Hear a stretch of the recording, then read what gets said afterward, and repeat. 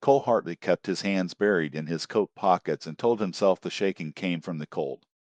The train whistle cut through the Montana air anyway, and his chest tightened. He had asked for a wife in a newspaper ad. On paper it had sounded plain enough. Standing under the depot lamp in Juniper Crossing, 3 days before Christmas of 1884. It felt like he had wagered his whole life. The passenger door slammed open. A small gloved hand gripped the rail. Cole forgot to breathe. If she stepped down and turned away, he would not blame her.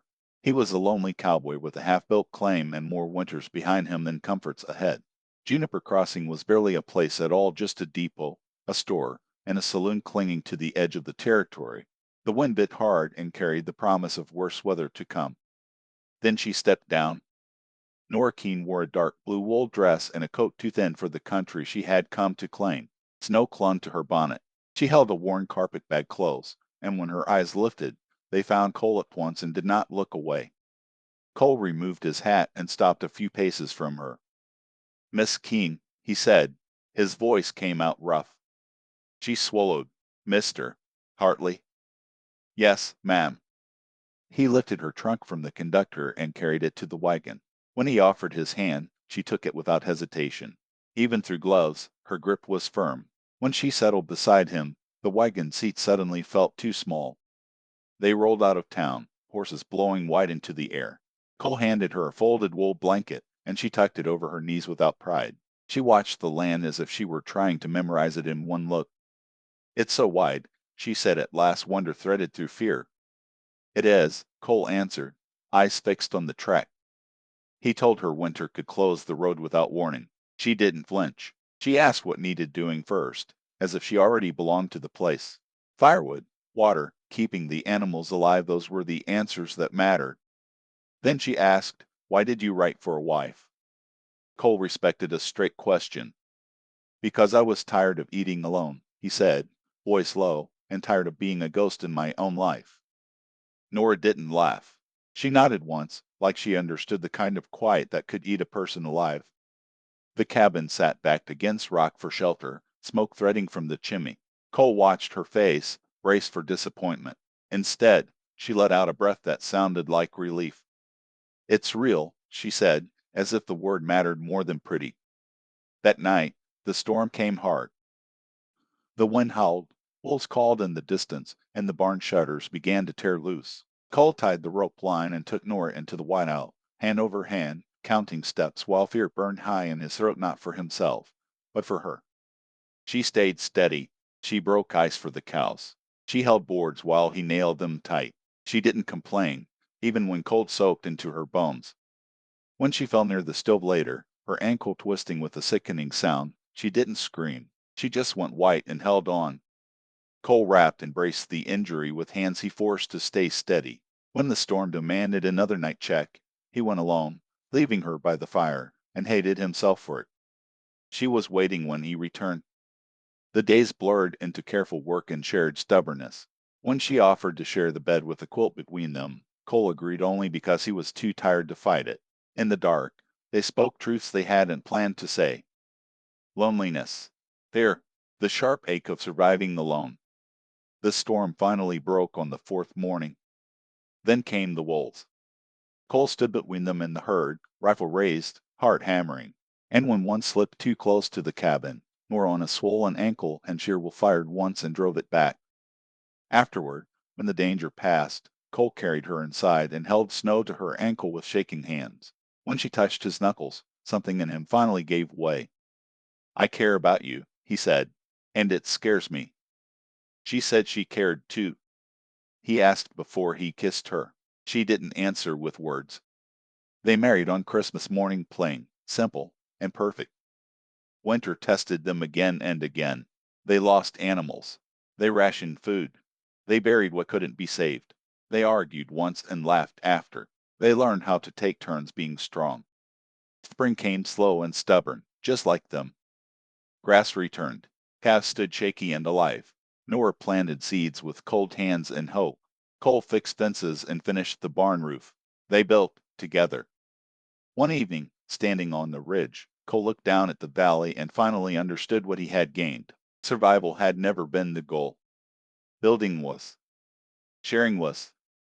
And when a wolf howled far off that night, Cole didn't reach for the rifle. Nora's hand rested on his chest, steady and sure. They were safe not because danger was gone, but because they were no longer facing it alone. Spring settled in for good, but it didn't arrive gently. Mud ruled everything first. It swallowed wagon wheels and clung to boots like it meant to stay forever.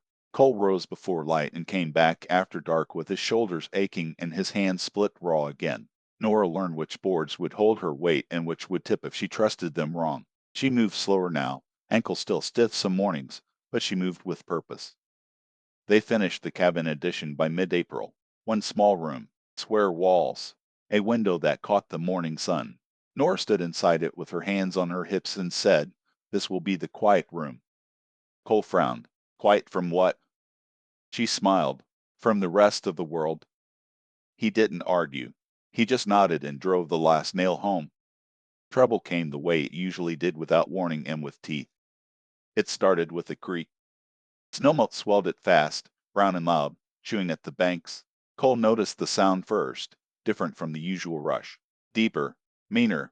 He rode down to check the crossing and came back grim. "If it jumps the bank," he said, "it'll take the lower fence."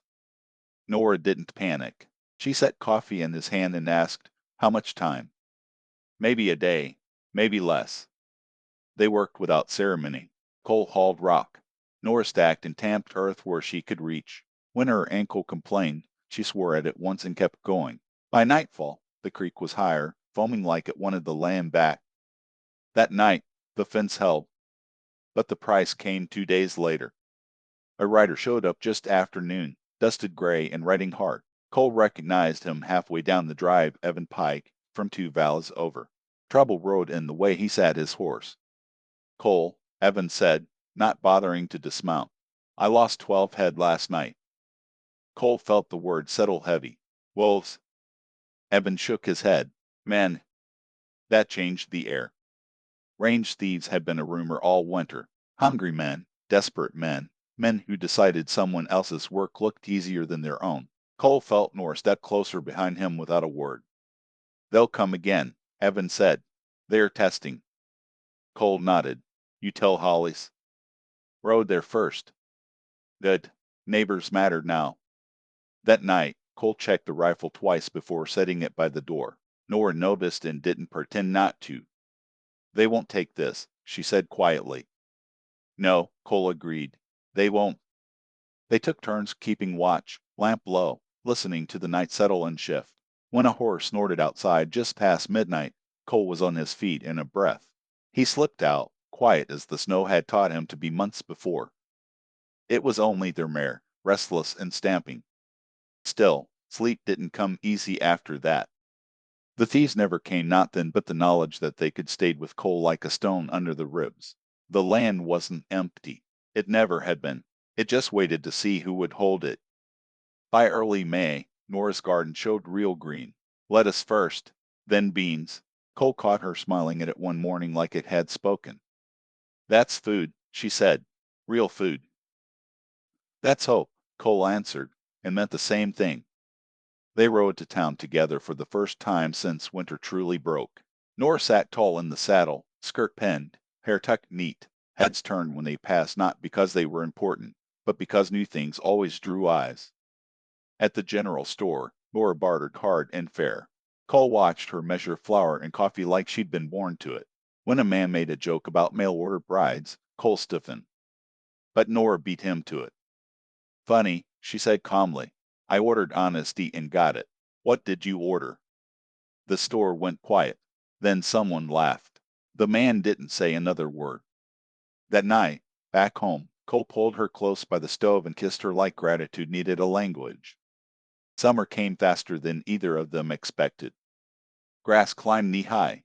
The cattle filled out. The days stretched long and bright, and the work changed shape but not weight. Cole learned to rest without feeling guilty. Nora learned that some silences didn't need filling. One evening, as they sat on the half-finished porch watching the sun slip behind the ridge, Nora said, "I think this land will always test us." Cole nodded. "Yeah." She leaned into him. "Good. I don't trust places that don't. Cole smiled at that, slow and real. In the distance, thunder rolled not close, not yet, but enough to remind them that nothing stayed easy for long. Cole wrapped an arm around her shoulders and stayed where he was. Whatever came next, they'd meet it the same way they met winter, together. Summer didn't ask permission. It arrived loud and bright, with heat that pressed down on the valley and made the grass hiss when the wind ran through it. Cole woke before dawn most mornings. The work had changed, but it hadn't eased. Fences needed mending where the creek had chewed them thin. Calves needed watching. Hay had to be cut at the right moment or not at all. Nora moved with him through it slower than before, ankles still stiff if she stood too long, but steady. She learned the weight of a pitchfork, the patience of waiting for bread to rise in a room that never stayed the same temperature twice. By June, the porch was finished. They sat there some evenings with 10 cups of coffee gone lukewarm, watching the valley settle into itself. Fireflies had found the low grass near the creek. Nora loved them. Cole pretended not to, but he always noticed when she smiled. The first real sign of trouble came with a missing calf. Cole noticed it at dusk, counted once, counted again, walked the fence line slow and quiet. No blood, no drag marks, just an open stretch where the wire had been cut clean. Men, not wolves. Cole stood there a long time, jaw tight, the sound of the creek filling the space where certainty used to live. When he told Nora, she didn't ask if they were safe. She asked where the rifle was and whether the neighbors knew. That night, Cole rode out to Hollis's place. By morning, word had moved like a nervous thing through the valley. 3 calves gone, 1 horse, a shed broken into near the far ridge. They're watching, mister, Hollis said grimly, seeing who scares easy. Cole didn't scare easy anymore. He scared honest. They set watches, not every night, but enough to make the thieves work harder. Cole took the late hours. Nora took the early ones, lantern low, chair by the window, sewing in her lap not because it needed doing, but because still hands listened better. On the 4th night, Cole heard it. It was careful, too careful. He slid from bed without a sound, pulled on his boots, and took the rifle from its peg. Nora's eyes were open already. She didn't speak. She just nodded once. Outside, the moon was thin and mean. Cole moved along the fence, slow as shadow. The thieves had chosen the low ground near the creek again. 2 men, one cutting wire, the other holding a horse. Cole raised the rifle not to shoot. Drop it, he said. The voice carried clean in the night. The cutter froze. The horse stamped. The second man reached for something at his belt. Cole fired into the dirt at his feet. Don't, Cole said, calm as still water. I won't miss twice. That did it. They ran, left the wire hanging loose and the horse screaming as it bolted free into the dark. Cole stood there a long moment after, heart hammering, breath steady by force of will. He didn't chase. He didn't need to. The message was enough. The next morning, Nora found him at the fence, rewiring with hands that shook only after the work was done. She didn't scold him for taking the risk. She handed him water and rested her forehead briefly against his shoulder. I don't like this part, she said. Me neither. But I won't ask you to run. Cole turned and kissed her hair. I wouldn't. The valley held its breath for weeks after that. Then, slowly, it let go. No more cattle went missing. The nights grew quieter. The grass thickened. Hay stacked high and sweet in the barn. Cole's shoulders eased a fraction. Nora slept through the night again. Late one evening in July, Nora sat at the table with the ledger open, pencil tapping a slow rhythm. Cole watched her from the doorway. What's wrong? He asked. She looked up, eyes thoughtful. Nothing's wrong. That made him frown. She closed the book and took his hand, warm and sure. I've been counting days. The way she said it settled something deep in his chest before his mind caught up. How many? He asked quietly. Nora smiled, not wide, not bright. Real. Enough to matter. Cole sat down hard in the chair like the floor had shifted under him. He laughed once, breathless and disbelieving, then covered his face with both hands. When he looked up, his eyes were wet. We'll be all right, Nora said, voice steady even as her fingers tightened in his. Not easy, but all right. Cole pulled her into his arms and held her like the answer was already there if he didn't let go. He thought of winters and wolves and fences cut in the dark. He thought of hands this small and strong learning the weight of the world. Yeah, he said finally. We will. That night, they stood on the porch long after dark, the valley quiet and wide beneath the stars. Somewhere far off, a wolf called thin, distant, no challenge in it. Cole listened, then turned back to Nor. This land would test them again. He knew that now. But it had also given them something fierce and living and worth defending with every hard-earned breath. And Cole Hartley had learned the difference between being alone and standing guard over a future. August came in heavy and gold. The days were long enough to wear a person down, and the night stayed warm, thick with the sound of insects and the slow rustle of grass. Nora tired more easily now. She tried to hide it at first, but Cole noticed the way she paused on the porch steps, the way she sat instead of standing when she could. He didn't say anything. He just started doing things sooner so she wouldn't have to. He hauled water twice a day. He stacked wood early, even though winter felt far off. He fixed the latch on the smokehouse that had been sticking since spring. Preparation became its own kind of comfort. Nora spent more time inside, but she didn't slow her mind. She kept list food, cloth, candles. She sewed small things she pretended were for later. Cole knew better. He never teased her about it. One evening, as the sun bled red along the ridge, Nora stood in the doorway watching him in the gate. Cole, she called. He looked up at once. He always did now. Promise me something. He leaned on the fence rail. All right. If winter comes hard again, she said carefully, we don't pretend we can handle it alone. Cole thought about pride, about the way he used to wear it like armor. I promise, he said, and meant it. September cooled the nights. The valley shifted color greens turning dusty, then gold, then brown. The air sharpened. Cole woke one morning and saw frost on the grass where it didn't belong yet. He felt the old tension rise. They brought the cattle closer, fixed what fences they could.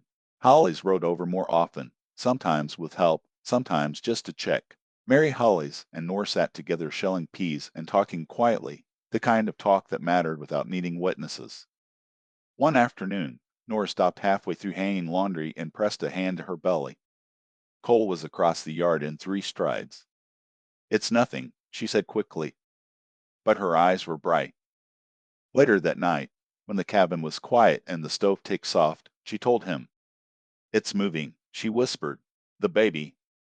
Cole rested his palm there, hesitant, reverent. At first, he felt nothing, then small, sure, alive. He laughed then, a sound that startled them both. Hello, he said quietly, like the world might hear him if he spoke too loud.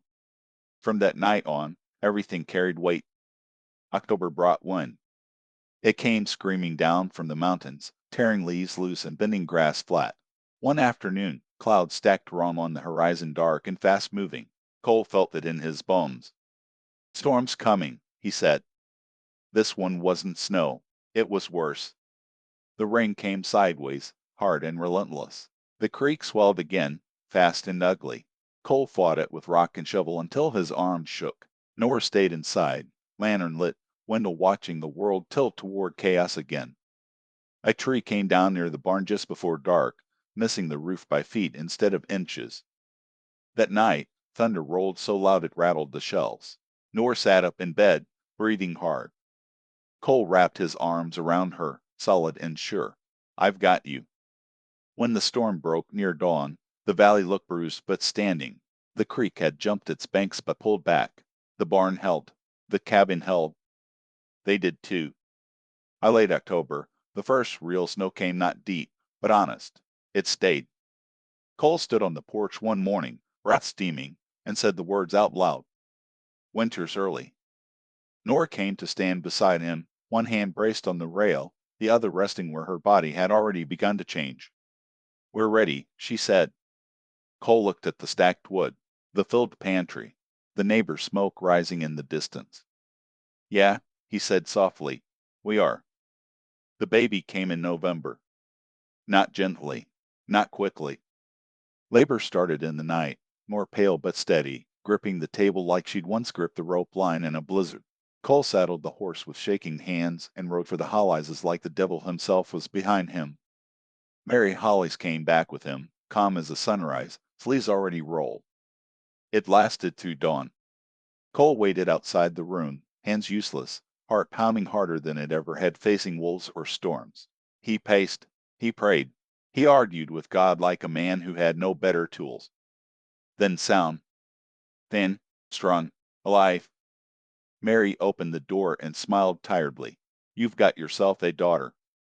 Cole went weak at the knees. Nora lay pale against the pillows, hair damp, eyes shining. She held the child like she had always known how. Cole knelt beside the bed and cried without shame. They named her Clara. Winter came again after that, but it was different. Hard, yes. Cold, yes. But the cabin held warmth now that had nothing to do with fire. Cole took night checks wrapped in Nora's scarf. Nora sang softly while rocking the baby through long dark hours. Wolves howled sometimes, but farther off now. The land still tested them. But when Cole stood at the door with a rifle in hand, he no longer stood alone. And when he came back inside, there was always light.